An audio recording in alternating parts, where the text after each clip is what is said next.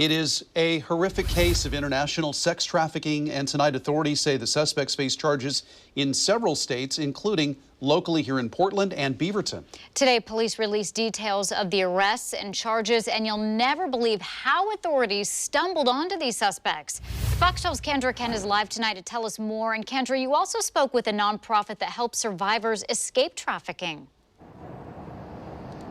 Yeah, that's right, Nora. And police do say that this trio of suspects are human traffickers who, quote, used violent and brutal tactics to force the victims into prostitution. And experts say, unfortunately, in this type of crimes, it's not uncommon. Forcing victims into prostitution, tying them up in hotels, and beating them with a hammer. Those disturbing details are outlined in a secret indictment filed in Multnomah County back in December, as prosecutors bring 20 charges against two young men, 19-year-old Yan Gao and 21-year-old Xu Zhao. As the investigation unfolded, police say the men and another suspect, 18-year-old Orion Esfandari, were found to be linked to sex trafficking crimes in Beaverton, too, as well as 3 other states, including Nebraska. But in Oregon, it was pure luck that started a manhunt. Portland police say members of the U.S. Marshals Task Force just happened to be here, conducting a different investigation near this hotel off Sandy Boulevard back in November, when officers say the task force spotted, quote, 2 suspicious men leaving a hotel room. The investigators were able to see inside that room, spotting a woman tied to a chair, badly hurt. From there, police rescued the woman and say they found another woman beaten and bound nearby.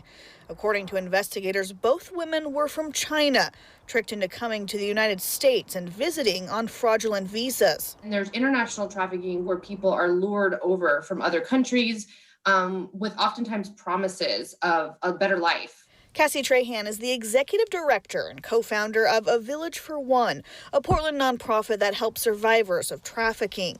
Trahan says there are thousands of victims and survivors in the metro area. We are on the I-5 corridor. We also, have a coastline that's not far away. We have a huge sex industry in Portland that's legal.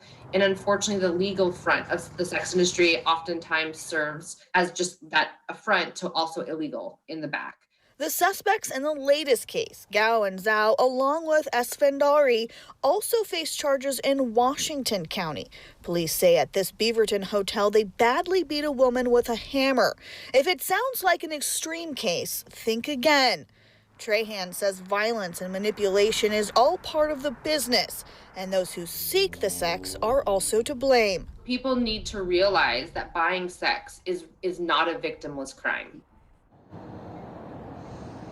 And police say that the suspects were arrested on similar charges in Nebraska. Now, Beaverton police do believe there are additional victims and suspects out there tied to this trio.